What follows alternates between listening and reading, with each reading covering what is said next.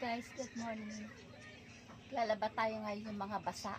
Dito na ako naglaba sa loob para yung mga pinagbanlawan ko maihugas ko dito sa sahig. Hindi pa tayo makapagtinda guys kasi malalim tayong dadaanan. Kahit dito nga ho, malalim pa sa labas. Yan lang ho, sa labas malalim pa hanggang tuhod, lagpas tuhod pa. Kaya laba-laba tayo habang walang ginagawa pa. Pag oras na pwede na, go na sa ating hanap buhay.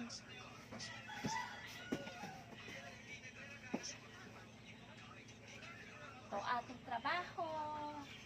Dito na sa loob para matanggal yung mga ano dito sa loob.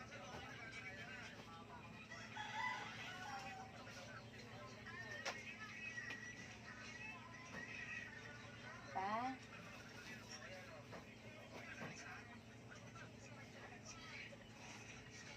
May indak-indak pa. Kulang ang buhay natin guys. Kulang tayo, kulang. Laban lang sa hamon ng buhay. Kahit mahirap tayo guys. Malalagpasan din natin itong crisis na. Diba guys? Malalagpasan din natin. Manalig lang tayo sa itaas guys. Bawal ang sumuko. Kailangan lumaban. Tungo sa katuparan ng mga pangarap. May pangarap pa ba guys? Siyempre guys, diba? Sarap kaya mangarap. Kahit alam mong malabo matutupad. Pero malay mo, babaliktad ang gulong na flat. Magiging mataas naman yung gulong natin at tayo makakaikot sa hamon na buhay. Diba guys? Sarap lang na ganito. Kahit hirap.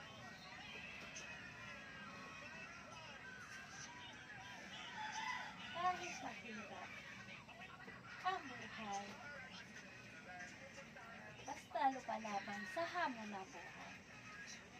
Bawal ang suko. Bawal ang hinto. Bawal ang ano guys.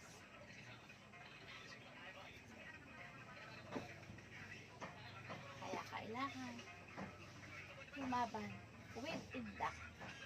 Diba?